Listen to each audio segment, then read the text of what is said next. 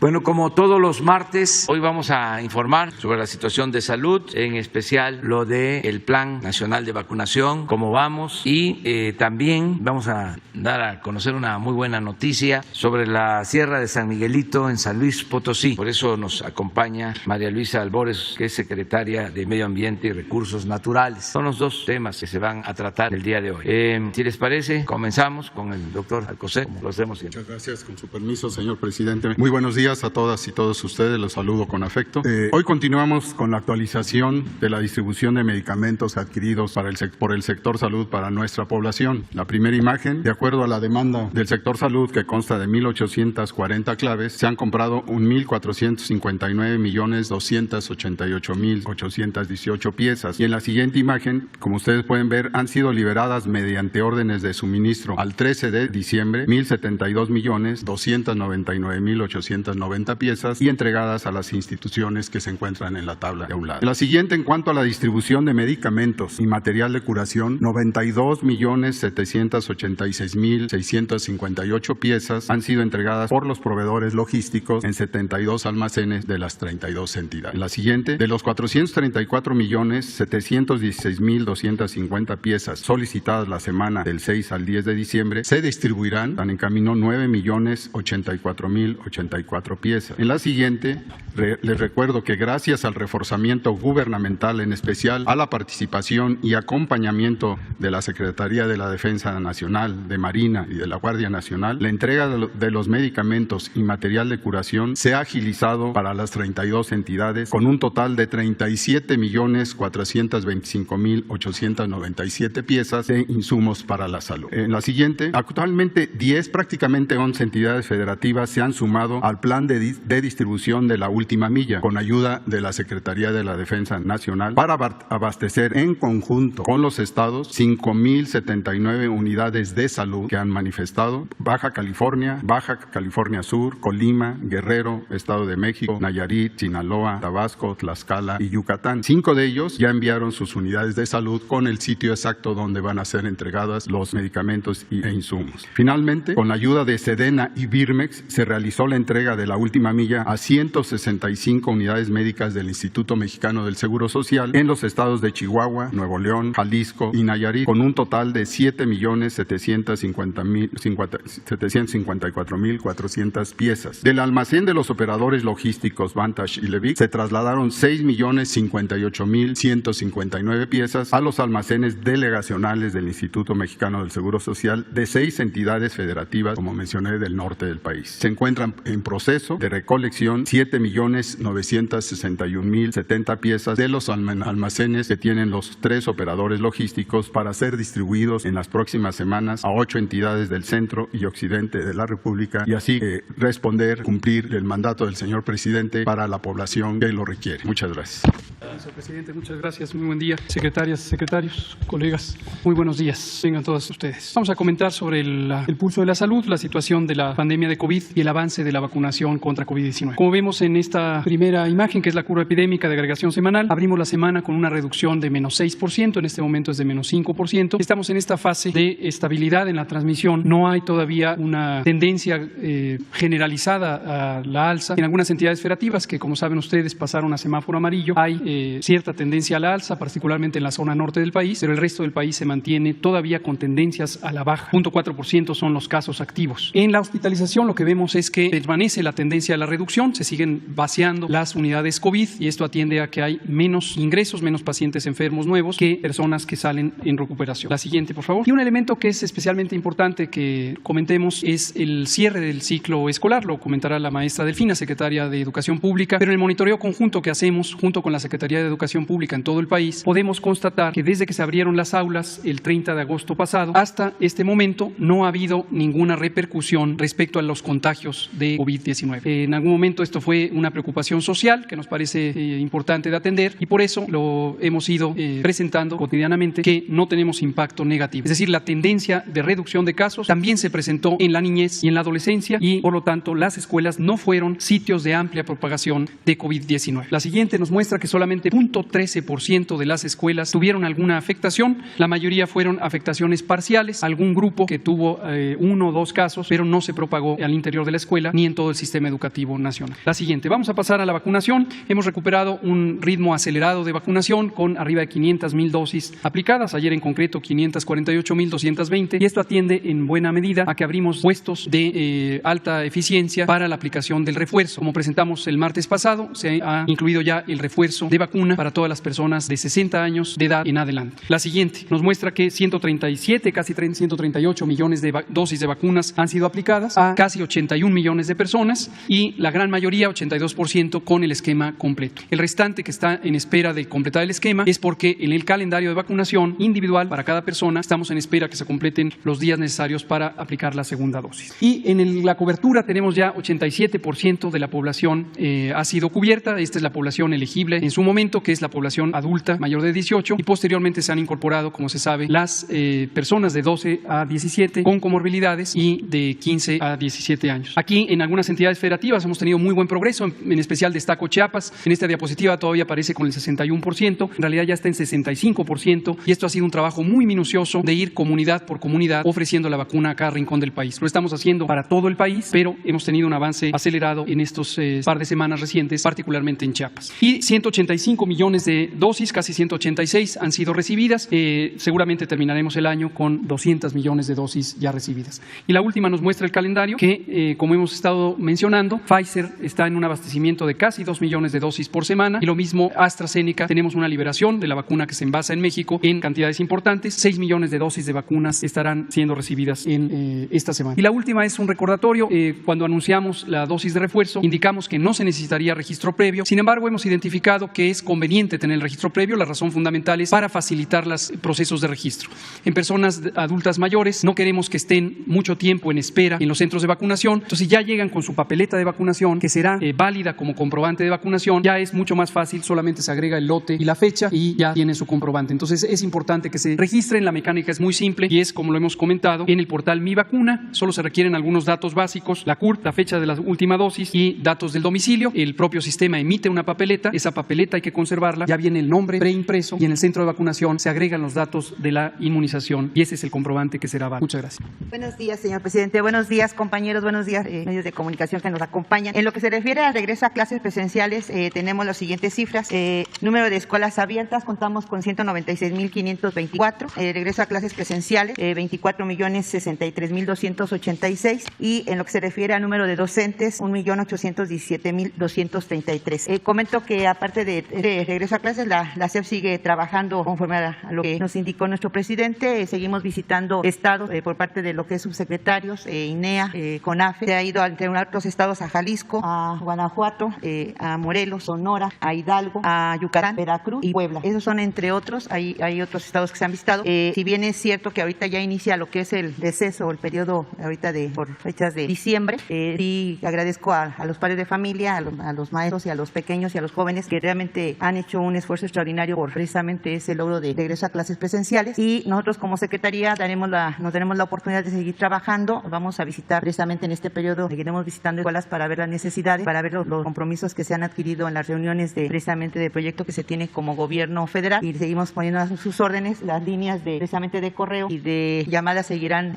vigentes, no habrá receso salvo los 2 días conforme se ha marcado y estamos a sus órdenes. Muchísimas gracias.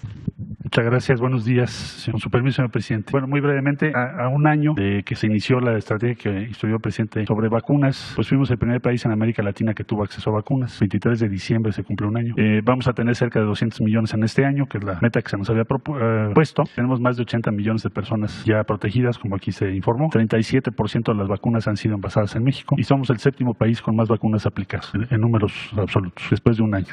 Ya realizamos la última de las 53 reuniones de un grupo donde participa Relaciones Exteriores, Secretaría de la Defensa, Secretaría de Marina, Salud, Birmex, COFEPRIS, ISSSTE, SAT, aduanas, muchísimas instituciones hicieron posible que las vacunas llegasen a México en esas condiciones. Hemos promovido, como ustedes saben, a partir de lo que sostuvo el presidente de la República en su reunión G20, donaciones entre los países, y también se ha puesto el énfasis en la inequidad que hay en la distribución todavía de las vacunas, y hemos recibido vacunas desde 7 países de América, Asia y Europa. Concluiría, señor presidente, diciendo que ya para el año entrante lo que estimamos es que no será necesaria una estrategia de esta naturaleza, sino que ya entraremos a una especie de normalidad en materia de vacunas, como la vacuna de la influenza y muchas otras vacunas. Es cuanto, señor presidente. Muy buenos días a todos. A continuación voy a dar a ustedes a conocer el informe de distribución de vacunas contra COVID-19 en el periodo del 7 al 10 de diciembre. Por lo que respecta al arribo de vacunas, las vacunas Pfizer, tenemos un total de 2.095.470 dosis que fueron trasladados al Instituto Nacional de Cancerología en Tlalpan, Ciudad de México. Y la vacuna AstraZeneca, tenemos un total de 22.281.550 dosis y fueron trasladadas a los almacenes de Birmex en Cuautitlán, Izcalli, haciendo un total de las dos vacunas de 24.377.020 dosis, y de las cuales quedan almacenadas 16.692.970 y fueron distribuidos, como ya se mencionó hace un rato por la secretaria de Salud, 7.684.050 dosis. Al respecto, se utilizaron dos vías, la aérea y la vía terrestre. La ruta aérea fueron utilizados 3 aeronaves de la Fuerza Aérea. La ruta número 1 a los estados de Sinaloa, Baja California Sur, Baja California, Sonora, Chihuahua. La 2 a Oaxaca, Chiapas, Tabasco, Campeche, Yucatán y Quintana Roo. Y la ruta 3 a Guerrero, Colima, Nayarit, Jalisco y Tamaulipas. Esto fue el día 11 de diciembre, el sábado pasado. Y la distribución vía terrestre,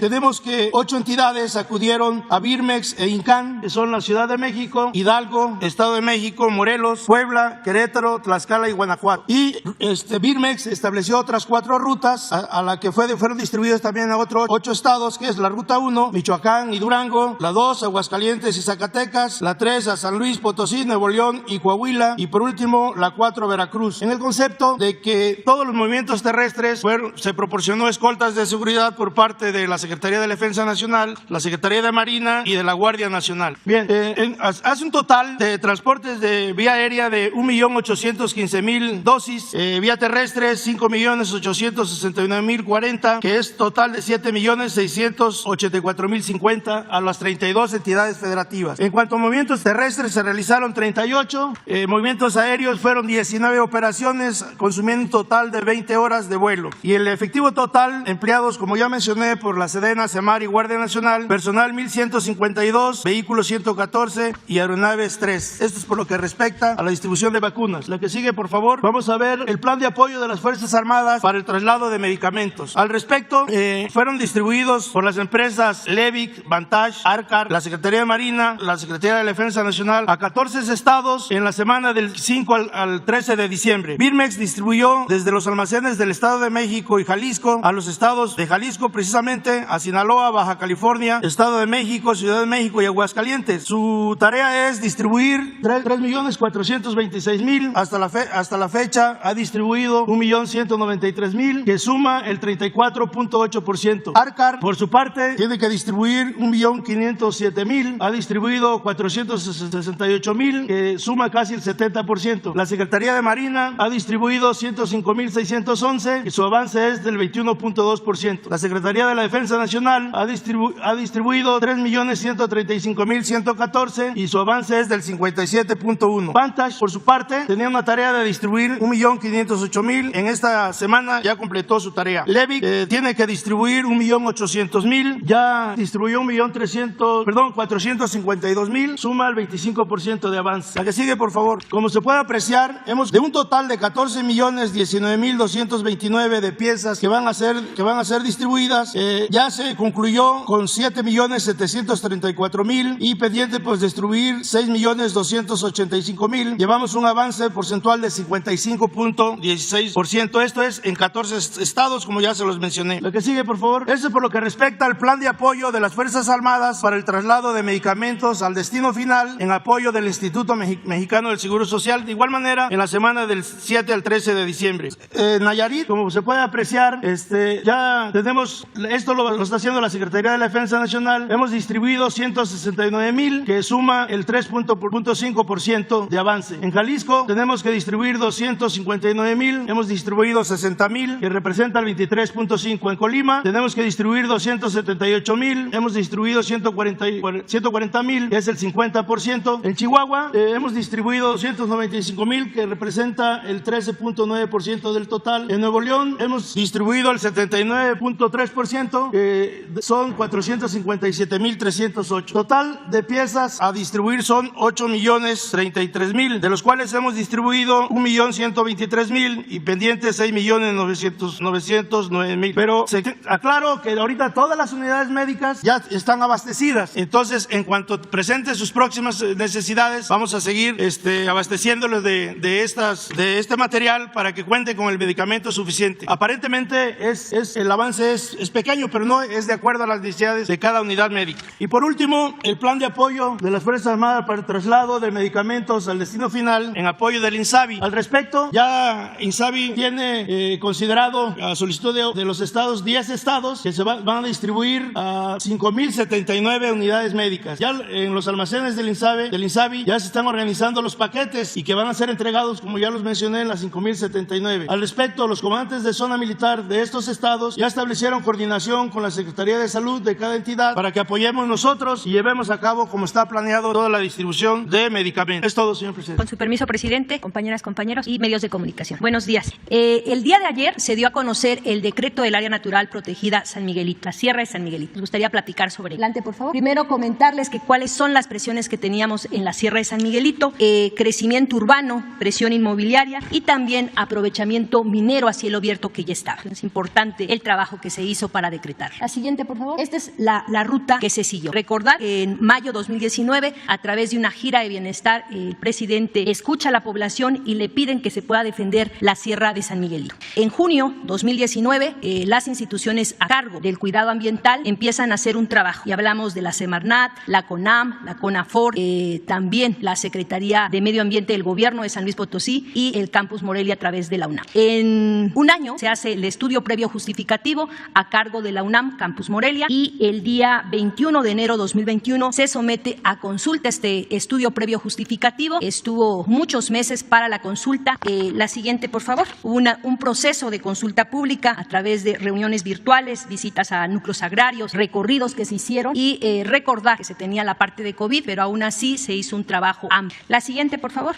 Así quedó el decreto. El decreto del día de ayer queda un área natural protegida de 111,160.44 hectáreas con un carácter de categoría del área natural protegida de protección de flora y fauna, donde tenemos 7 zonas núcleo con 24,515.87 hectáreas, que hace el 22% de esta área natural protegida. Y la zona de amortiguamiento con 86,644.57 hectáreas, que da el 78% de esta ANP. Cuidamos ahí más de 700 especies vegetales y más de 300 especies animales. Este es su valor. La siguiente, por favor. Estos son los servicios ambientales de la Sierra de San Miguelito: la captura de dióxido de carbono, mitigación de los efectos del cambio climático, favorecer la adaptación de la biodiversidad del cambio climático, recarga e infiltración de agua, retención del suelo, prevención de inundaciones y también decirles que el establecimiento de áreas naturales protegidas se consideran de utilidad pública, que es fundamental para la defensa y la conservación de los recursos naturales susceptibles a explotación. En la siguiente, por favor. Este es un derecho a un medio ambiente sano que tenemos las mexicanas y los mexicanos. Es de interés público y del bien común y no se autorizará la fundación de nuevos centros de población o urbanización en este espacio de área natural protegida. ¿Cuáles son? La siguiente, por favor. ¿Cuáles son las generalidades en que queda este decreto? Es el siguiente. Queda en una categoría de protección de flora y fauna. El nombre de esta área natural protegida es Sierra de San Miguelito. ¿En dónde está ubicada? Está ubicada en San Luis Potosí, en 4 municipios, en Exquitic de Carmona, en San Luis Potosí, en Villa de Arriaga, Villa de Riegues, de Reyes, y plantea el trabajo con 35 ejidos y 2 comunidades que son las que están dentro de estas 111,000 hectáreas. La siguiente, por favor. ¿Qué es lo que se permite y qué no se permite? En la zona núcleo, las actividades permitidas son el aprovechamiento no extractivo de vida silvestre, turismo de bajo impacto ambiental, restauración de ecosistemas a través de la reforestación, la reintroducción o repoblación de vida silvestre. ¿Qué actividades no se pueden permitir en las 7 zonas núcleos? Es verter o descargar contaminantes, interrumpir, rellenar, desecar o desviar flujos hidráulicos, cambiar el uso del suelo, usar explosivos, realizar obras o actividades de exploración o explotación mineras, abrir abrir bancos de materiales, extraer material pétreo o materiales para construcción. La siguiente, por favor. En la zona de amortiguamiento, ¿cuáles son las actividades permitidas? Además de aquellas de la zona núcleo, turismo de bajo impacto ambiental, aprovechamiento extractivo de vida silvestre, aprovechamiento forestal, agrícolas y ganaderas de manera sustentable, extracción de material pétreo, reforestación de ecosistemas. ¿Y qué actividades no están permitidas? Ampliar la frontera agropecuaria, modificar el entorno natural de vestigios históricos y arqueológicos, establecer áreas habitadas o urbanizadas, obras de exploración y explotación minera, excepto de materiales pétreos, alterar o destruir los sitios de alimentación, anidación, refugio, reproducción de la vida silvestre. La siguiente, por favor. Y decirles que se trabajará de manera conjunta y participativa en la construcción del programa de manejo, eso es lo que sigue en esta área natural protegida, y también donde se delimitará cuál será la zona de influencia del área natural protegida Sierra de San Miguelito. Con esto, el presidente, el licenciado Andrés Manuel López Obrador, cumple el compromiso que asumió con el pueblo de San Luis en la gira que se hizo el 19 de mayo de 2019. Gracias. Y pasamos un video. Poseemos una identidad histórica, una identidad cultural.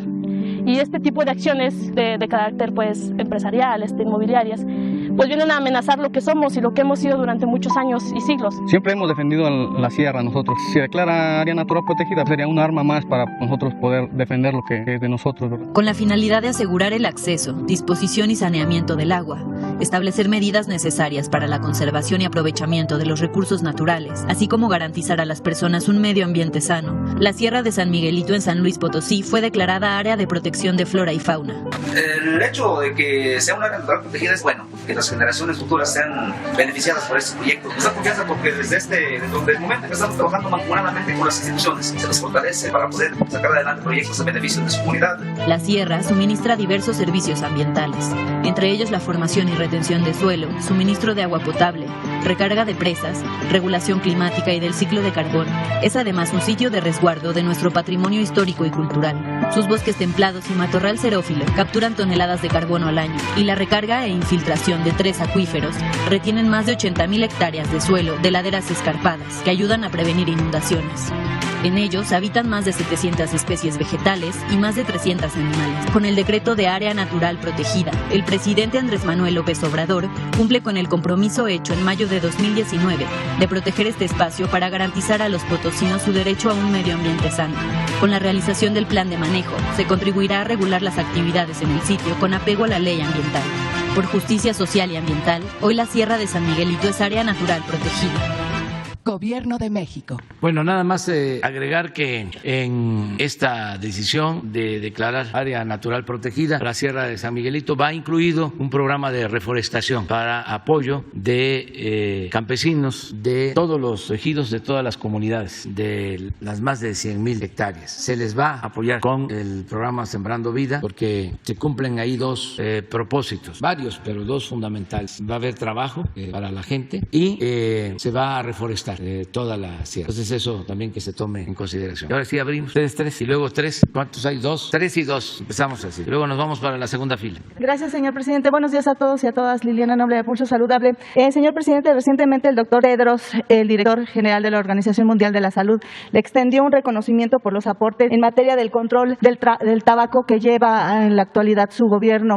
Yo quisiera preguntarle qué es lo que falta. Tengo entendido que ahorita la iniciativa está en el Senado de la República. ¿Cuál sería el mensaje que usted le daría a las y los senadores para evitar que esta propuesta de ley se regrese a la Cámara de Diputados y después sea como volver a empezar? ¿Cuál sería el mensaje, señor presidente? Esa era mi primera pregunta. ¿Es una iniciativa? Sí, la de la ley del control del tabaco. Está ahorita el tema de lo de la eliminación de la publicidad, pero todavía falta, ¿no? Algo por hacer. Sí, hoy tratamos eso porque queremos que no quede ningún hueco para hacer interpretaciones. Queremos que sea muy claro que no se permite el que puedan utilizarse instrumentos, artefactos de estos cigarros electrónicos, nada, que no quede ninguna puerta abierta y que se evite el que se introduzcan este tipo de cigarros electrónicos. Está demostrado que son malos para la salud y que sobre todo afectan a los jóvenes. Entonces no puede ser que un interés mercantil, comercial, no puede ser que el lucro esté por encima de la salud. Nos ha costado mucho esta ley. Es como lo de las medicinas, que tienen un propósito, es curar. Sin embargo, hay tantos intereses que dificultan el que se pueda tener acceso a los medicamentos. Acá es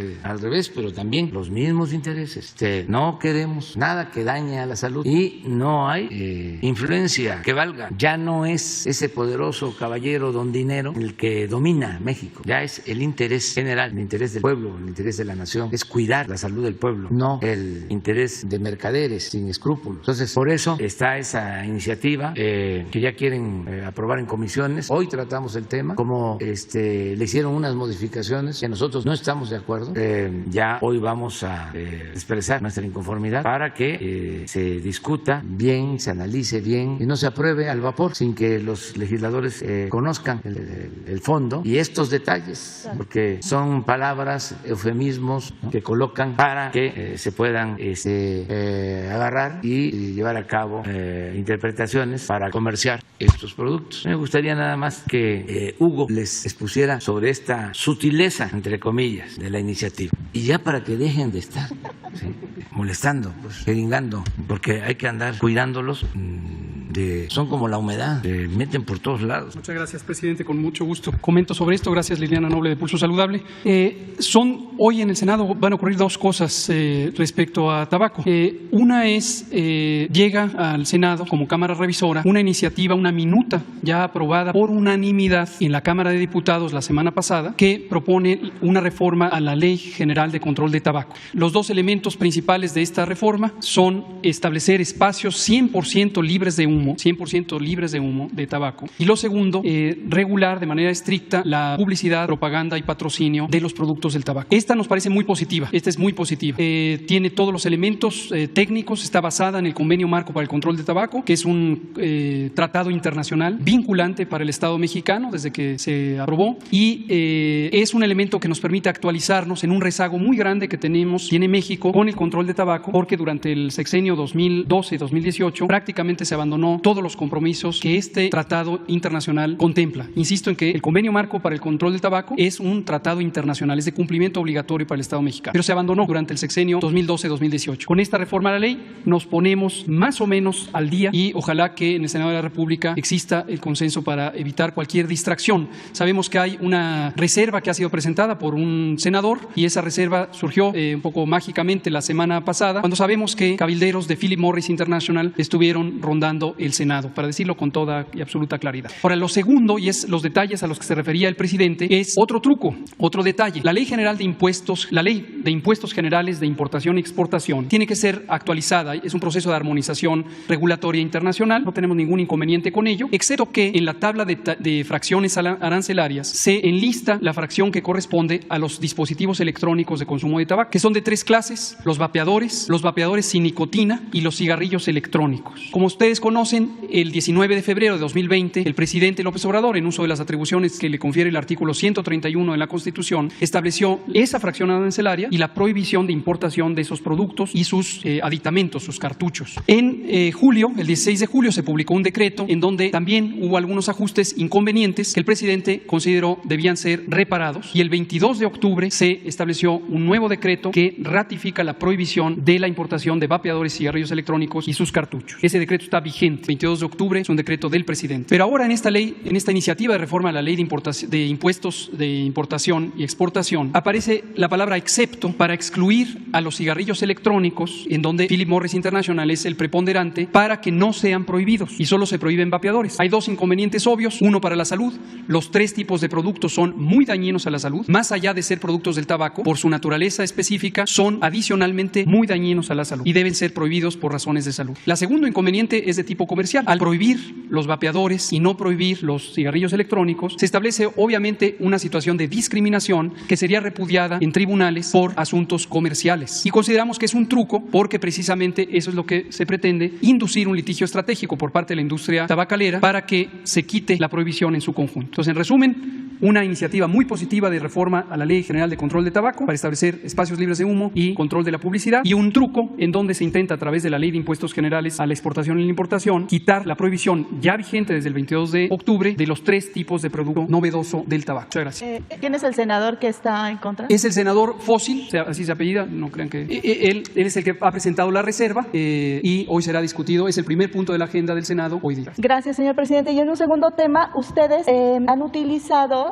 para la detección oportuna de los casos de posible suicidio en el país la aplicación que se denomina My Mind, bueno, Mi Mente en español, a través de la inteligencia artificial. Me parece muy novedoso porque tengo entendido, no me dejará mentir el doctor Alcocer, que México es el primer país que utiliza esta tecnología en donde el usuario baja la aplicación y puede, a través de un cuestionario muy sencillo, determinar el riesgo a través de un semáforo en riesgo del suicidio. Ya lo han hecho en Milpa Alta, en Mérida. Quisiera saber si tienen una fecha establecida para cuándo tendrían esta radiografía de todo el país y cómo se encuentra en la actualidad, y cuándo terminarían también de homologar los servicios de salud con este código 100 que están implementando ya con mucho éxito en Durango, Chiapas y Guerrero, también en el mismo tema del suicidio, en donde todos los sistemas de salud estarían dispuestos ante la eventualidad de una urgencia por suicidio. Esa sería otra de mis preguntas. Gracias. Gracias, con permiso. Sí, efectivamente es un tema, pero muy más amplio. No es solo ubicado en el progreso tecnológico, que es bienvenido, desde luego, y esto no es un eje central todavía para la atención de la salud mental en nuestro país. Lo que es estar en las comunidades, estar en el momento en que los elementos que nos llevan a pensar o a tener indicadores del suicidio sean atendidos de forma urgente. Y para eso necesitamos un despliegue que es el más importante, y quiero señalar que esto,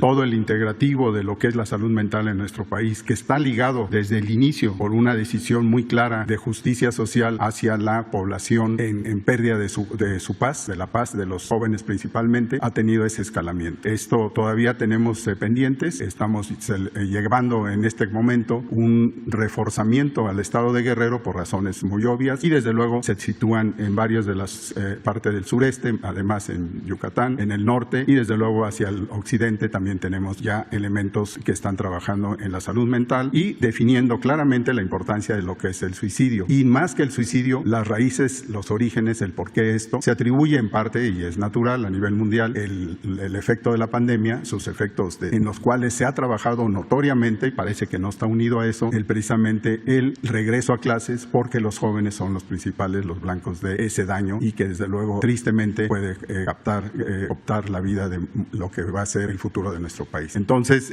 regresando a la tecnología, hay algunos de estos elementos que ayudan, que son necesarios a evaluar. Se han evaluado con seriedad, y desde luego no es una política nacional para poder decir vamos a implementarlas todavía, porque requiere esto para poder señalar cómo se integra pues a otros elementos, como por ejemplo, y termino con ello, pero es un ejemplo de mucha presencia también y de mucho futuro, la telemedicina, que nos ubica en este conocimiento a distancia, también la acción directa operativa para evitar, para prevenir, que es el centro de lo que tiene nuestra política de salud en todo el momento. Gracias. Y si me lo permite, doctor Alcocer, no sé si el doctor Hugo López-Gatell, ayer le preguntaban acerca de los centros de integración juvenil, y también quisiera saber el tema de los CAPAS, estos centros de salud mental que están ya bien identificados, ya están trabajando, pero pareciera que para poder alcanzar a la población más vulnerable, el recurso es el que está escaso. ¿Qué nos dirá al respecto? Gracias. Sí, no es el recurso. Con esto quiero empezar. En salud no hay presupuesto. Hay inversiones y está prioritario, y ustedes saben cómo en este próximo año, el recurso, entre comillas, el dinero, está en un aumento que realmente vale la pena mencionar, que es precisamente para estos trabajos. Junto con todos los programas sociales de beneficio para toda la población, se vuelve un entretejido que va a reconstruir todos estos elementos. Y en cuanto a los centros de integración juvenil, quisiera yo que Hugo participara, porque traía este tema, pero no por tiempo, y en otro momento lo podemos destacar, pero sí es importante considerar que es una pieza de que se está evaluando por diferentes razones, y estamos en eso. Si Hugo quiere comentar al respecto, por favor, con permiso. Gracias, maestro. Con su permiso, presidente.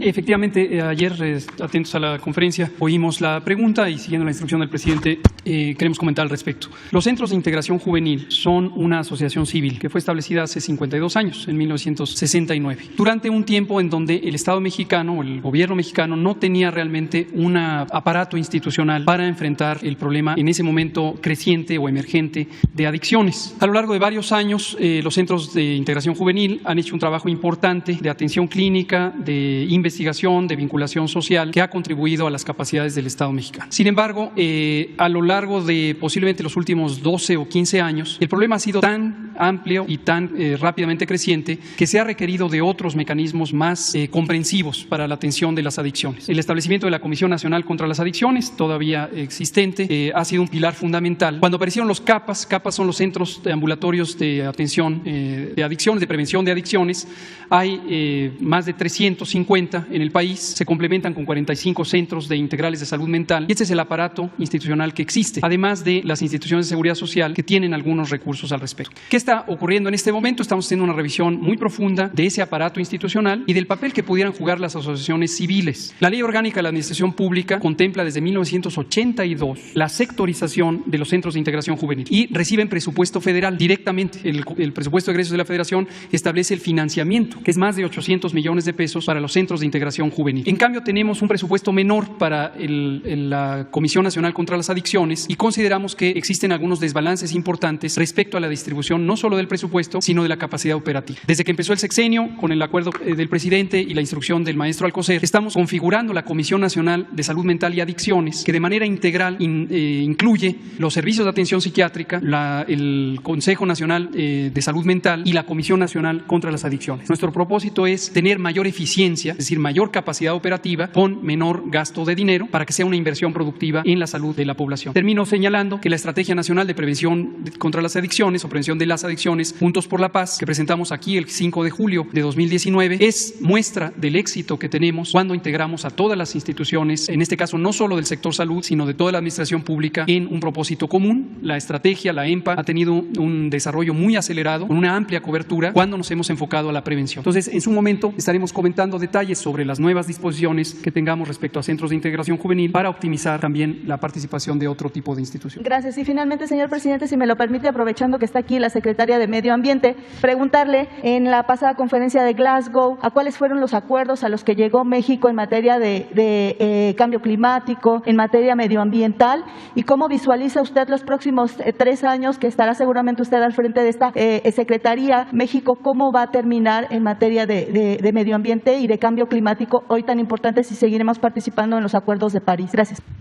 Se firmaron acuerdos, el más importante fue la cuestión de la forestación a nivel mundial. También por parte de México, de las banderas que tuvo México fue derechos humanos, que se incluyeran pueblos indígenas y que también se planteara en un sentido más justo la remuneración, en este caso económica. En el planteamiento de países ricos que contaminan más, también puedan dar más y brindar más apoyo a los países subdesarrollados, como de los planteamientos fuertes. Y compartir que en materia ambiental se han hecho muchas cosas, las ha comentado el presidente y sí me gustaría rápidamente recordarlas. La primera, se determina que nuestro país ya no se hace extracción a través del fracking, que no se ha dado ninguna concesión minera a minería a cielo abierto o a tajo abierto desde que entró el presidente, el licenciado Andrés Manuel López Obrador, que el día 31 de diciembre del 2020 se hace un decreto muy importante donde no se permite y de manera gradual hasta el 2024 quedará la importación del glifosato. El glifosato es una sustancia que se ocupa principalmente en los herbicidas y va en el paquete tecnológico, sobre todo en agricultura con OGMs, ejemplo, algodón transgénico, soya transgénica. Y en este sentido también, en este decreto también se marca que no se va a permitir la importación de maíz transgénico. Muy importante para las mexicanas y los mexicanos porque nos consideramos las mujeres y hombres del maíz,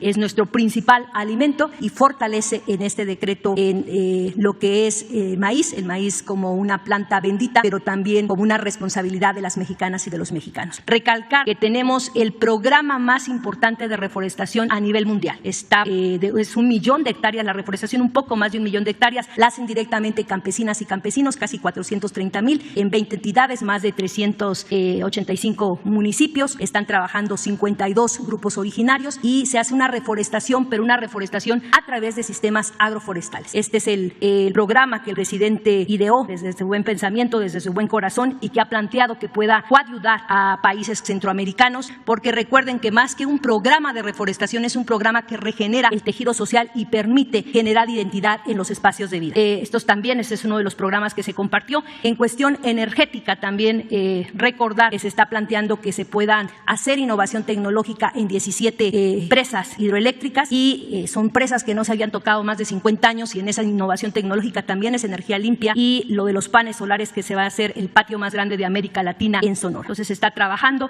hay una línea clara, nos dejó más clara la línea el 1 de diciembre el presidente al comentar que también se está buscando que todo lo que tenga que ver con el agua pongamos un orden porque también necesitamos revisar en el tema agua desde cómo consumimos y quienes pueden tener acceso a consumo de agua y con los diferentes sectores también productivos, pero también después esa agua cómo sale y también quienes se deben de encargar de limpiar esa agua. Y también comentaba lo de no se permite desechos tóxicos, ¿no? Entonces es la línea que tendríamos en estos 3 años de trabajo y recordar que todo lo que tiene que ver con áreas naturales protegidas, nuestro país es el 5º país más megadiverso del planeta Tierra y eso nos hace tener un compromiso como mexicanas y mexicanos para cuidar la flora y fauna endémica del país y el día de hoy compartimos un área natural protegida. Cuando entramos como gobiernos había 182 áreas natural protegidas, hoy ya llegamos a 183 áreas naturales protegidas, que en territorio en conservación significa que tenemos 90 millones de hectáreas en protección. 21 millones de hectáreas están protegidas de manera terrestre y 69 millones están protegidas en los litorales mexicanos, en mares. Se vuelve muy importante porque también el planteamiento del presidente es que para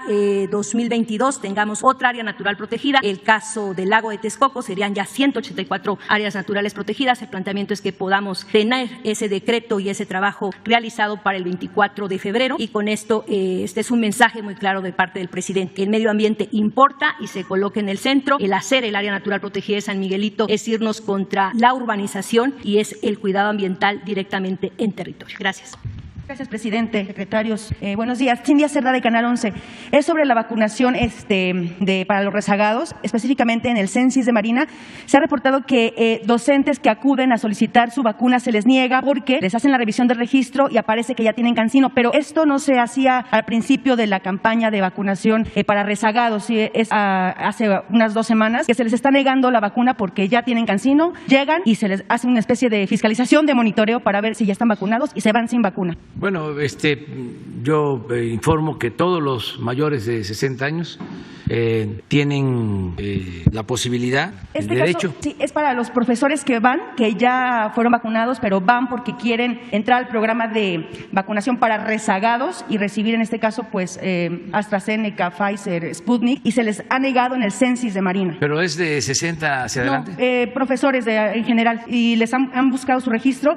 Como parece que ya tienen cancino, se les niega la vacuna. Sí, pero es que va por edades. Primero se está reforzando. Bueno, lo primero es el rezago. Estamos haciendo un trabajo para ir hasta las comunidades más apartadas y que no quede nadie sin ser vacunado. Ese es lo primero, porque el que ya tiene una vacuna, 2 y además ya va a tener un refuerzo, está protegido. Pero el que no tiene ni una sola dosis, ese corre riesgo mayor. Entonces, si ponemos la tabla del porcentaje de vacunados en general con una dosis, que hay que aclararlo, es un 87%. Entonces necesitamos avanzar más. Miren, y se ha avanzado, pero la prioridad, aquí está desde hace 2 meses encargado de Robledo, además que son miles de comunidades pequeñas, hay que ir a todas. Y así tenemos Guerrero, 72%. Fíjense cómo son los estados con más población dispersa, con más pequeñas comunidades. Oaxaca tiene 570 municipios, pero comunidades pequeñas, miles más. Oaxaca debe ser como el 6º lugar, 5º, 6º lugar en extensión territorial en los estados. A ver, porque todo esto nos ayuda. Decía el finado Laco Cepeda que Chiapas era muy grande, nada más que estaba arrugado por la sierra. 5º lugar en extensión territorial. Luego viene Veracruz, son 212 municipios, Veracruz, y también muchísima comunidad. Entonces, esto es lo primero, avanzar en estos estados. Lo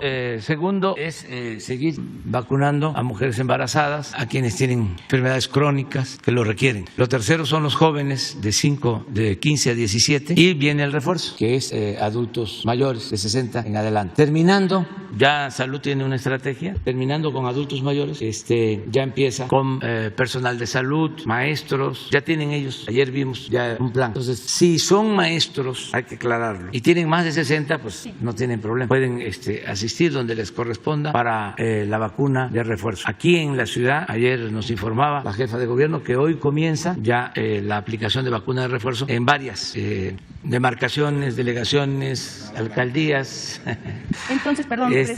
¿Por qué? El llamado sería aquí, entonces, en el caso de los maestros, que no acudan a la campaña para rezagados, sino que se esperen a su refuerzo. Sí. Si tienen más de 60 años, sí. Okay. Entonces, sí van a seguir. Aún cuando tengan una sola dosis, aunque sea CanSino, va a haber refuerzo. Entonces, porque si van, se les va a seguir negando. Es decir, si ven que está el registro, la preferencia se le va a dar a quien no tenga en la campaña de rezagados. ¿De acuerdo? Y aquí en la ciudad, como creo que iniciaron en Tlalpan, ahí se aglutinaron muchas personas y tuvo que hacer un llamado al gobierno de la ciudad para que esperaran a que correspondiera a su demarcación, a su alcaldía. Ya hoy ya son más, creo que son como 8 o 10 aquí en la ciudad.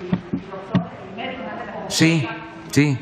Va de acuerdo a un plan. Yo creo que hoy puede darlo a conocer la Secretaría de Salud. Hoy empiezan Azcapotzalco, Xochimilco, Coyoacán, Magdalena Contreras, Miguel Hidalgo, Tláhuac, Guajimal. Ya nos estamos metiendo en el terreno del gobierno de la ciudad, pero es fraterno. Gracias. Tenemos vacunas suficientes para mayores que requieran refuerzo.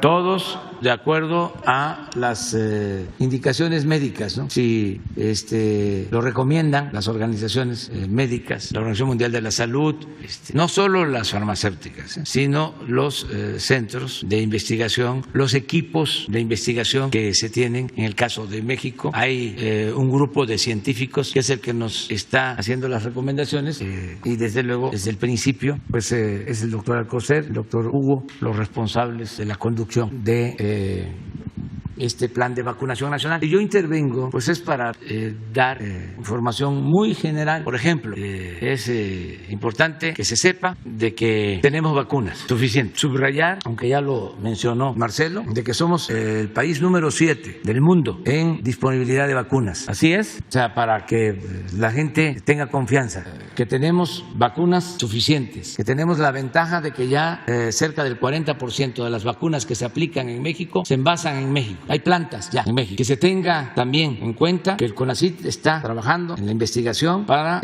poder contar con una vacuna nuestra, la vacuna Patria, que ya tienen recursos económicos aprobados con este propósito y que la población sepa que se ha incrementado como nunca, que no les guste a nuestros adversarios, como nunca la inversión en salud, que no es gasto. Y lo podemos probar. El incremento del presupuesto de salud este año fue de alrededor de 50,000 millones de pesos. Y el año próximo es otro tanto, porque queremos hacer realidad el derecho del pueblo a la salud, que deje de estar como letra muerta en el artículo 4 de la Constitución, de que el pueblo tiene el derecho a la salud, pero no se cumple. Y lo que queremos es que todos los mexicanos tengan garantizado el derecho a la salud. Atención médica, medicamentos, no solo el cuadro básico, todos los medicamentos, estudios, intervenciones y todo gratuito. Presidente, ya ven lo comunista que somos. Solo les aclaro que hay muchos países en el mundo donde esto está establecido desde hace años. Es parte del estado de bienestar. En Suecia, en Noruega, en Dinamarca, en muchos países. Más que antes los neoliberales solo copiaban lo malo, no copiaban lo bueno. Entonces un informe general. Es lo mismo de los medicamentos, que hemos enfrentado muchos obstáculos, pero ya vamos avanzando. Y ahora, con el apoyo de las Fuerzas Armadas, se está llevando a cabo la distribución de los medicamentos y vamos a llegar se está llegando, pero se va a perfeccionar el sistema de distribución para que no falten los medicamentos en centros de salud, en unidades médicas de las comunidades más apartadas del país. Un sistema de distribución que va a quedar consolidado sin que falten los medicamentos. Y al mismo tiempo también estamos abriendo escuelas de medicina, escuelas de enfermería, porque estos neoliberales, neoporfiristas, corruptos e irresponsables nos dejaron un déficit, un faltante de médicos y de especialistas por su concepción irracional, absurda, de que estudiara el que tenía para pagar colegiatura. El propósito de convertir la salud y la educación en un privilegio, no en un derecho. Y el resultado, pues tenemos un déficit de médicos. Deberíamos de tener 3 médicos por cada 1,000 habitantes y tenemos 1.2 por cada 3,000 habitantes. Solo por eso deberían de ser cuestionados por todos, por toda esa forma irresponsable de actuar. Y con todo lo que hicieron, con todo ese agravio al pueblo, todavía quieren regresar y que se vuelva a lo mismo. Entonces están formando médicos, buscando que no se rechace a los jóvenes que quieren estudiar. Imagínense en qué cabeza cabe rechazar a jóvenes que quieren estudiar con la mentira de que no pasaban el examen de admisión. Y además, como todo lo justificaban, agarraron como pretexto, como excusa, la calidad de la enseñanza, la excelencia, acuérdense, y a rechazar a jóvenes. El resultado, pues no tenemos médicos, no tenemos especialistas. Y no era el que no pasaran el examen de admisión, pasaban el examen de admisión. Además, ya lo he dicho varias veces, en la UNAM para pasar un examen de 125 preguntas, había que contestar bien 123. El que contestaba bien 122 ya no entraba. Entonces, ¿no pasaba el examen? Claro que sí, nada más que no había cupo. Tenían que tasar, decidir cuántos podían entrar. Entonces, estamos abriendo espacios para que puedan estudiar los jóvenes, medicina, enfermería, y lo otro, la especialización, que ahí también hay otro déficit. Los especialistas pues no quieren, son pocos y no quieren ir a los hospitales de los municipios, los pueblos más apartados. Necesitamos formar más especialistas. Por eso, igual, se están ampliando espacios, becas también para el extranjero, y tenemos que seguir apoyando todo lo relacionado con la salud. Gracias. En un segundo tema, presidente, sus impresiones después de la reunión que sostuvo el secretario de Gobernación, Adán Augusto, con los líderes del PAN. Estamos hablando de una reconciliación del panismo con el gobierno de México, con el gobierno que usted representa. Pues yo creo que es bueno el diálogo, que depongan la actitud extremista de rechazar todo. Llegaron a una situación pues muy negativa. Ustedes saben que no votaron por los ascensos de los oficiales del ejército para que la gente tenga información. Cuando un oficial del ejército, de la marina, va a ascender, pues tiene que cumplir una serie de requisitos, antigüedad, y son muy estrictos, hasta el peso. Se llama estar en promoción. Entonces, cuando se está en vísperas de un ascenso, pues aspira a ascender de grado, tienen que estudiar y estudiar y estudiar, bajan de peso, se les revisa todo el expediente y pues hay mucho cuidado y es estricto. A ver, general, ¿por qué no nos explica cómo le hace? Porque esto es importante, pues digo, para eso son las conferencias, ¿no? Porque antes la política era asunto de los políticos y ahora la política es asunto de todos. Eso es parte del cambio. Hay muchas cosas que la gente no conocía, muchísimas. Todo se quedaba arriba, ¿no? Lo popular. Ahora se le informa a todo el pueblo. ¿Por qué no informa? Y se presenta porque como bien lo representa. Sí, muy buenos días. Yo soy el general de División Diplomado de Estado Mayor, Agustín Radilla Suaste, y soy el subsecretario de la Defensa Nacional. Los ascensos en el Ejército hay dos niveles. Uno es la promoción general, desde subteniente hasta capitanes, hasta mayores, y la otra es la promoción superior de tenientes coroneles a generales de división. La primera, la promoción general, consiste en un examen médico, físico, psicológico y de preparación profesional. Tiene todas las materias que desarrollamos en el Ejército, de tal forma que para ascender al grado inmediato, el examen precisamente califica los conocimientos que para el grado para el cual está concursando. Esos son mediante exámenes por escrito, son ahora digitales, ¿no? Y la promoción superior, ahí se presentan de tenientes coroneles hasta generales de brigada para ascender a divisionarios. Ahí es por competencia, se revisa de cada individuo, primero la antigüedad en el empleo, la antigüedad en el ejército, toda su carrera profesional, los ascensos que ha adquirido de acuerdo a su capacidad, que hayan sido por concurso, que hayan sido otorgados en el tiempo en el que corresponda, y también es importante que hay una ley de ascensos, de tal forma que mínimo para ser ahorita, en la actualidad, para ser general, también dentro de la preparación profesional ya prácticamente se exige una maestría. Anteriormente no existía, ahora sí. En mi caso, yo tengo 48 años en el Ejército, entonces para ser general, que son 3 niveles, de general brigadier, de brigada y de división, pues se necesitan mínimo 35 años de servicio. Entonces, cuando van a la promoción superior de la que explicaba el señor presidente, pues hay una comisión de generales, del cual yo soy presidente como subsecretario de la Defensa Nacional, y evaluamos uno por uno y en todos los términos que les acabo de mencionar. Entonces, es muy difícil pensar que hay favoritismo, que hay amistad y esas cuestiones. Entonces, todo está muy bien establecido, tanto en las leyes, que es la ley de ascenso, como en la ruta profesional militar. Nosotros tenemos desde cadete hasta general de división una ruta profesional militar que es la entrada y salida. Vamos a prepararnos a los centros de adiestramientos, a las escuelas militares y regresamos a la línea de operación, a la línea donde vamos a desempeñar de acuerdo al cargo y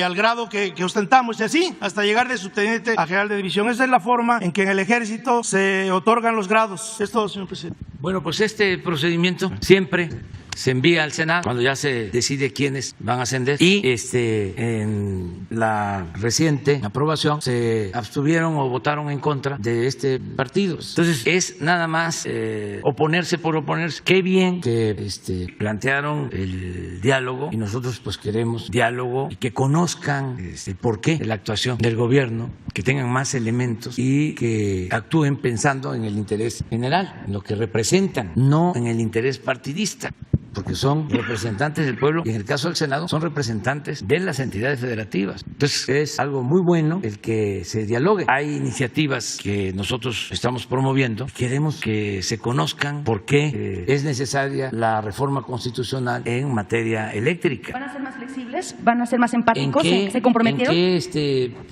consiste la reforma eléctrica? Que se debata más, que se conozca más, que no haya cerrazón. Y si ellos consideran que es contraria pues, al interés nacional, pues entonces sí, con elementos, puede decir, nos oponemos. Pero nosotros, todos los servidores públicos, tenemos que poner por delante el interés del pueblo, el interés de la nación. Entonces, luego hay otras iniciativas que también deben de analizarse, debatirse, no como era antes, del toma y daca. Te doy esto y tú qué me vas a dar a cambio, porque así era, firmaban hasta acuerdos. Una vez en Gobernación firmaron un acuerdo los partidos, te apruebo de que aumentes el IVA, creo que fue por eso, pero que no vayan en alianza tu partido con otros partidos, creo que en el Estado de México, así de ese tipo, ¿no? O el acuerdo sobre las llamadas reformas estructurales con el PAN, el Ejecutivo llega al acuerdo para aprobar la reforma energética, pero el PAN dice, yo ayudo, yo apoyo, pero no voy a aprobar la reforma fiscal, pero si me apoyas con los votos para la energética, aunque no me apoyes con la fiscal, ya tengo mayoría y hago el acuerdo. Luego con el PRD, no me apoyes en la energética, pero apóyame en la fiscal,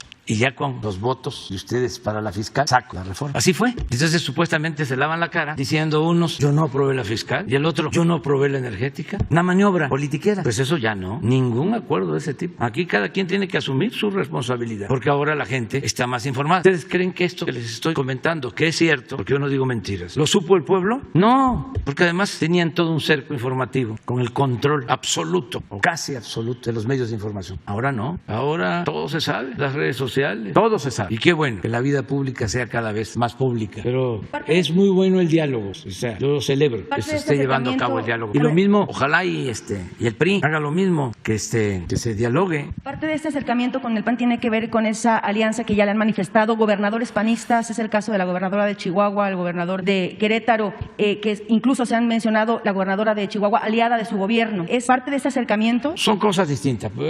Es que el gobernante tiene que actuar de otra forma. Partido, como su nombre lo indica, es una parte. Gobierno es todo. Un gobernante tiene que atender a todos. ¿Qué espera usted después de esto? ¿Va a ser más flexible el PAN, más empático con las reformas que están por impulsar? Vamos a esperar a ver qué resultados hay sobre los diálogos. Yo creo que sí es conveniente. ¿Por qué tardaron 3 años en este acercamiento, presidente? Bueno, vale más que tarde que nunca. Gracias. Muy bien, acá.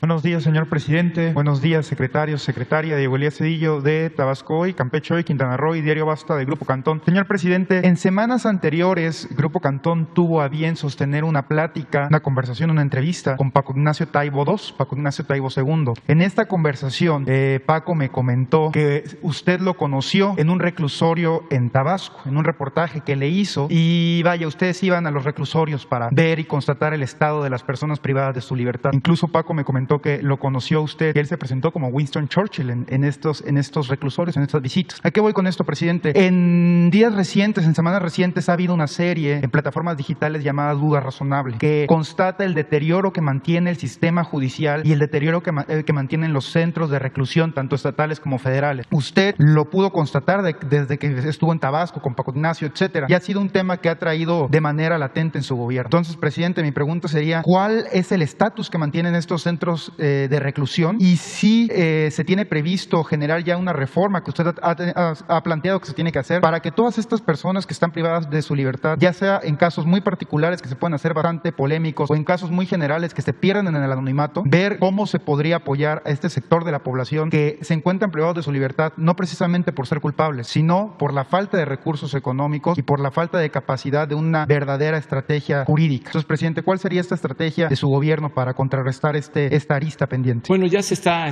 trabajando en este asunto porque hay una sobrepoblación en los reclusorios y estamos partiendo del criterio de que no debe de haber distinción entre fuero común, fuero federal, reclusorio estatal, reclusorio federal. Tenemos que ayudarnos mutuamente, gobiernos estatales y el gobierno federal. Nosotros tenemos espacios en reclusorios federales, hay reclusorios en estados que tienen sobrepoblación y ya se está haciendo un trabajo conjunto para ocupar los espacios porque ha crecido el número de detenciones considerablemente. A ver si el lunes próximo que nos corresponde informar sobre seguridad se presentan esos datos. Entonces sí se detienen a presuntos delincuentes y esto va saturando los reclusorios. Acaba de sucedernos en Zacatecas, donde ha habido últimamente mucha violencia, sobre todo homicidios, y se han hecho traslados de reclusos y sin embargo ya volvieron otra vez las cárceles a llenarse. Entonces estamos trabajando en un plan para garantizar que no haya hacinamientos, que se respeten derechos humanos, el que haya una distribución adecuada de los espacios, que si nosotros tenemos espacios se puedan utilizar para presos en los estados, para reclusorios estatales. Y ahora en Tabasco vamos a tratar ese tema precisamente, el de los reclusorios. Se va a presentar todo un informe. Ya la Guardia Nacional, el Ejército, Marina, ya hicieron un estudio. Cuando vamos a los estados se hace una exposición. Por lo general siempre es el general secretario el que da a conocer la ocupación. Bueno, habla de los índices de inseguridad, los delitos más recurrentes y el estado de la fuerza, policías municipales, policías estatales, elementos de la Guardia Nacional, Defensa, Marina. Se informa de todo y también se ve lo de reclusorios, de cuáles tienen sobrepoblación de acuerdo a los parámetros internacionales, y ya tenemos pues un diagnóstico y ahora en Tabasco se va a llevar a cabo un acuerdo con los gobernadores con ese propósito que incluyen varias cosas, ¿no? Desde la aplicación de leyes de amnistía, porque hay muchos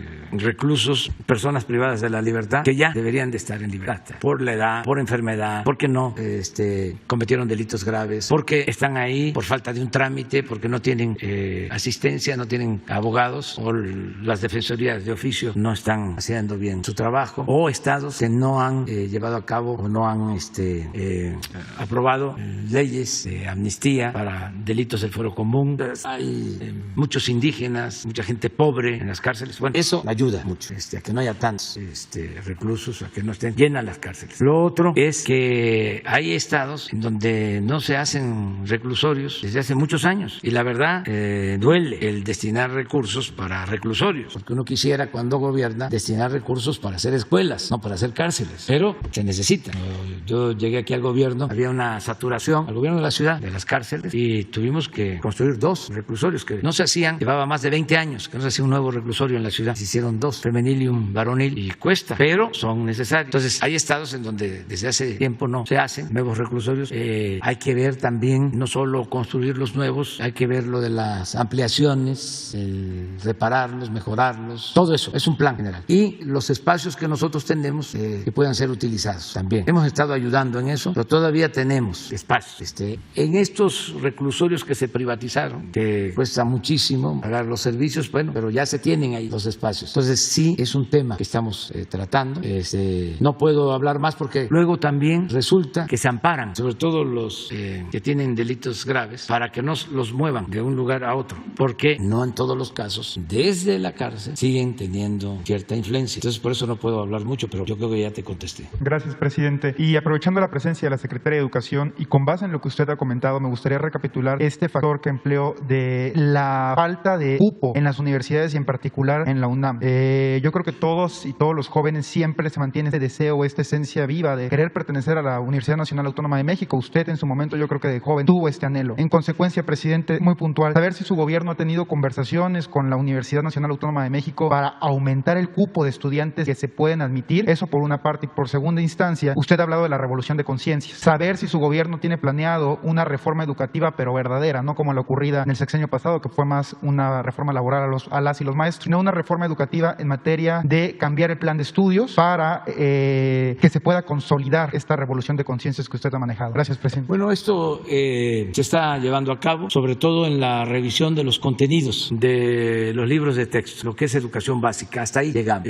Son 4 prioridades en materia educativa. Primero eso, que se revisen los libros para que se pueda impartir una educación humanista, que regrese la ética, que regrese el civismo, que se tenga un tronco común con materias relacionadas con las ciencias sociales, con las humanidades, y que a partir de ahí las matemáticas y la química y la física, pero primero el humanismo en la educación como tronco común. Entonces se está haciendo una revisión sobre los contenidos. Imagínense 36 años de política neoliberal donde lo fundamental era el dinero, lo material. Entonces hay que revisarlo todo, porque el neoliberalismo, el neoporfirismo no solo afectó lo económico, lo social, sino también lo educativo, lo cultural. Fue muy dañino. Yo hablaba hace unos días de que después del porfiriato vino la revolución, pero no pudo la revolución con todo. Tuvieron avances importantísimos en lo económico, en lo social. Imagínense cómo no va a haber avances si se entregó la tierra a los campesinos. En el porfiriato estaba acaparada. Una persona podía llegar a tener 3, 4 millones de hectáreas. En Chihuahua, Terrazas tenía eso, 3 millones de hectáreas. Por eso se decía, Terrazas no es de Chihuahua, sino Chihuahua es de Terrazas. Y así,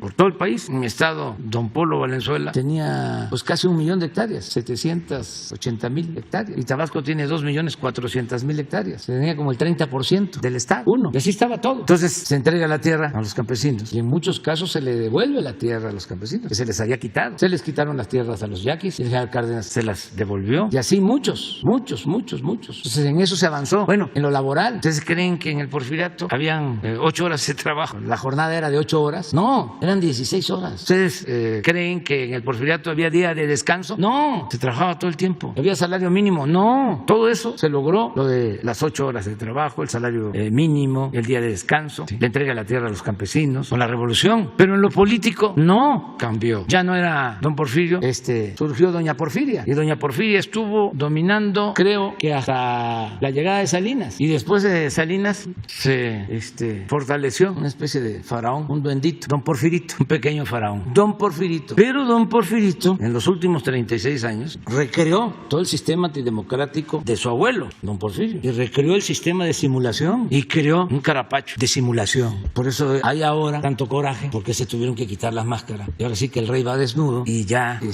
no hay posibilidades para la hipocresía. Entonces está viviendo un momento estelar en la historia de México, de cambios que son muy importantes. Entonces eso es lo que yo puedo contestar, que hay mucha conciencia ahora, ¿no?, ciudadana. No meternos en eso, solo lo que ya hemos dado a conocer. Pero ¿a quién le corresponde hacer las reformas? A la misma UNAM. Es como la reforma al Poder Judicial. ¿A quién le corresponde? Al mismo Poder Judicial. Porque hay autonomía, la UNAM es autónoma, pero no caer en la autocomplacencia, porque se vivía como en un sueño, por esto mismo, ¿no?, del predominio de la simulación, de que todo estaba muy bien, todos felices, aceptando un régimen de corrupción, de injusticias, de privilegio, ayudándolo con el silencio, legitimándolo, callando. Entonces ahora se está llevando a cabo todo un debate muy bueno, y los cambios tienen que surgir al interior de la UNAM y de todas las escuelas y de las instituciones, y van a darse los cambios, porque hay una revolución de las conciencias, porque ya no es más de lo mismo, ya la gente está muy despierta, muy avispada. Por eso es el coraje de los que se consideraban líderes de opinión, los que manejaban supuestamente la opinión pública. Pues ya no, ahí los veo la señora Dresser, así es Denise Dresser, un acuerdo que emito, que es como un memorándum para que se avancen los trámites y empujar el elefante, lo confunde y dice se ha dado un golpe de Estado. Hay un conflicto en un centro de estudios, el CIDE, y hay diálogo o no diálogo, están en eso y dicen es como el 68, una desproporción, pero además otro intelectual famoso, Sergio Aguayo, que dice que tiene pruebas, pues ¿por qué no las presenta? De que somos como Díaz Ordaz, llegó a decir eso, a ver cuáles son las pruebas que tiene. Y ayer ya de plano Cecilia dice que soy Hitler.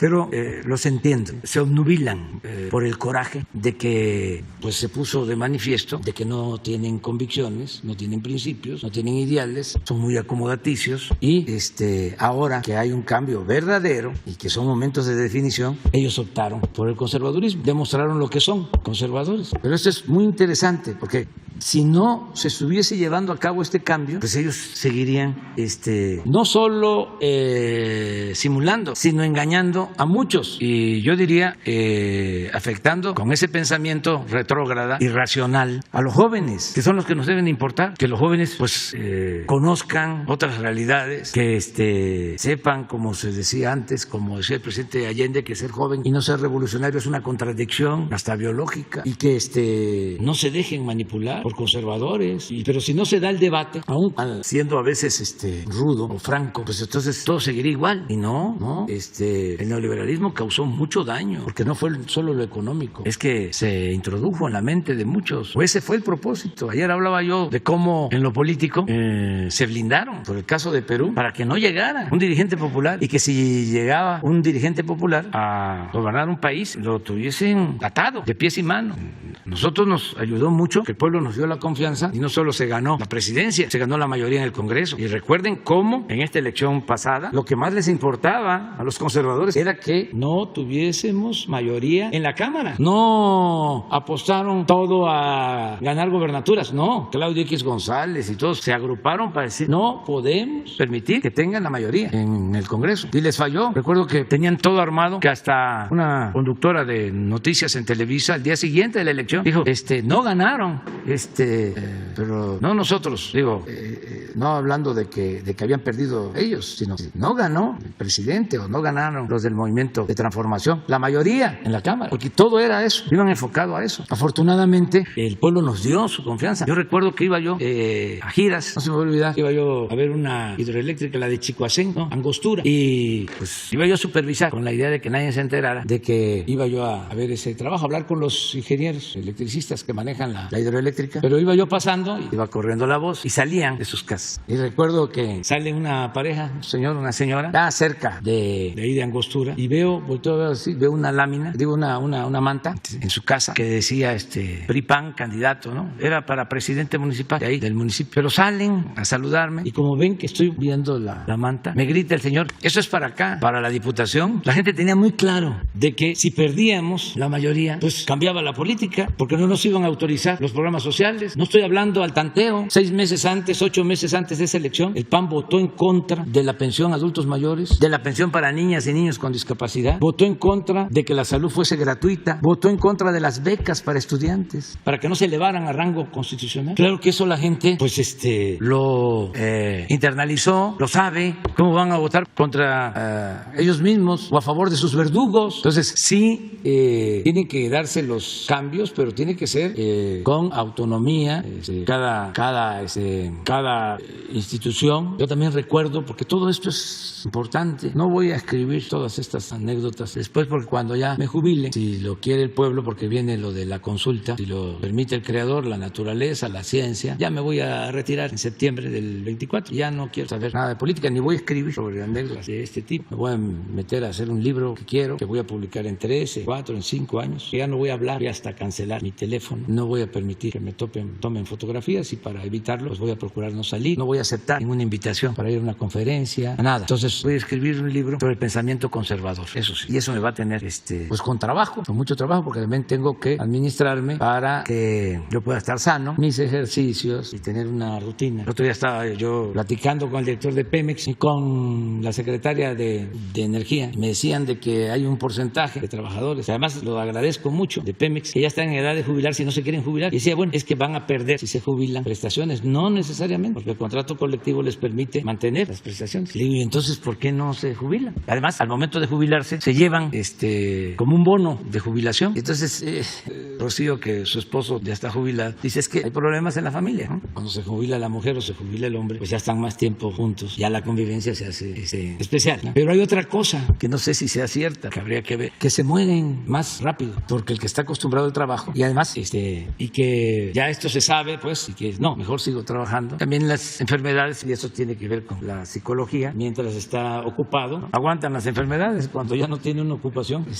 ya aparecen. Entonces yo tengo que administrarme bien, tengo ya ese trabajo. No voy a escribir por eso nada de anécdotas y demás, pero fíjense, ya para concluir, ya me faltan aquí dos compañeros, cuando íbamos a ganar, que ganamos en el 2006, el secretario de Hacienda de entonces, Gil Díaz, recomendó, que ese era el plan, que se volviera autónomo el SAT, como el Banco de México. O sea, nos querían quitar los ingresos. Entonces, de cómo han venido creando mecanismos para que los potentados dominen. De ahí también viene esto de los gobiernos de coalición. Imagínense un gobierno de coalición donde 3 secretarías para este partido, 3 para este otro, 3 para este otro. ¿Se reparten? ¿Con qué propósito? Para que no se gobierne, para que no se haga nada. Y los grupos de intereses creados sigan dominando. Y el gobierno esté convertido en un florero. Si de por sí hay veces que se llega al gobierno y se gana al gobierno, pero no se tiene poder, que son cosas distintas. Que lo importante es que se tenga poder. ¿Y quién es el dueño del poder? El pueblo. ¿Qué es la democracia? El poder del pueblo. Demos es pueblo. Kratos es poder. Poder del pueblo. Eso es lo que está en el fondo de este debate, de esta disputa, pero ahí vamos. Ya nos estamos pasando, ¿eh? Te vas a quedar. Bueno. Buenos días, presidente. Buenos días a los secretarios y miembros del gabinete que nos acompañan. Miguel Fierro de tiempo.com.mx y puentelibre.mx de Ciudad Juárez.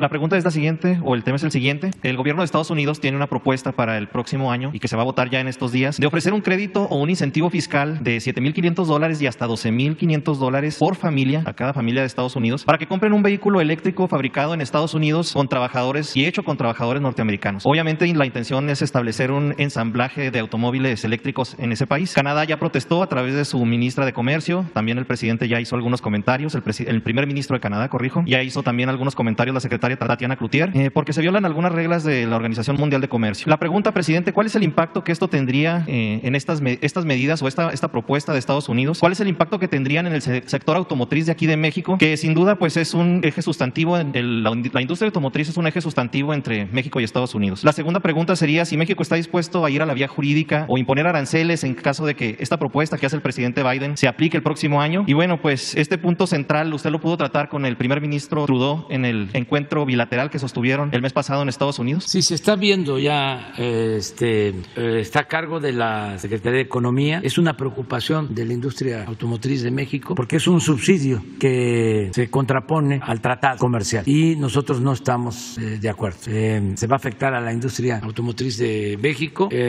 y se están haciendo ya trámites para que no se aplique este subsidio y no se descarta la posibilidad de presentar un recurso como lo establece el tratado, para que se atienda esta demanda en un panel internacional. Lo mismo está haciendo Canadá y hay en cuanto a esto. No me gusta hablar de acciones arancelarias de parte nuestra, porque hay mecanismos legales a los que vamos a acudir en el caso de que se llevara a cabo esta medida, y lo cierto es que hay muy buena relación con el gobierno de Estados Unidos y podemos llegar a un acuerdo para que no se perjudique a México. ¿Lo platicó con el primer ministro Trudeau? No salió el tema. No se planteó ni en la bilateral ni en la trilateral, pero sí es un tema que preocupa a empresarios de la industria automotriz de México. Me lo hicieron saber ahora en la reunión que tuve con empresarios la semana pasada. Y en otro tema, presidente, si nos pudiera informar la Secretaría de Relaciones Exteriores en próximos días, ¿cuál es el estatus que tiene la extradición del exgobernador César Duarte? Ya pasó más de un mes, desde el pasado 8 de noviembre, una jueza de distrito en Florida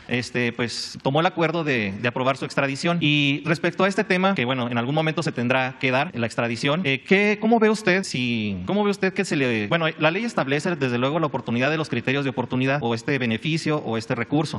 Primero, si usted sabe si la Fiscalía piensa o tiene planeado ofrecer este criterio al exgobernador César Duarte, y si no lo sabe, porque pues sabemos que la autonomía pues la Fiscalía es autónoma, ¿usted cómo lo vería en este caso particular? Porque bueno, el tema del exgobernador César Duarte pues es uno de los casos importantes de corrupción en México. Sí, nada más decir decir que nosotros vamos a continuar con todo el proceso de extradición, lo que corresponde a Relaciones Exteriores, y la Fiscalía, que es autónoma, como tú lo señalas, está haciendo también su trabajo. Cuando se solicita este recurso de actuar como testigo protegido, tiene otro nombre que tú acabas de mencionar. El criterio de oportunidad. Criterio de oportunidad.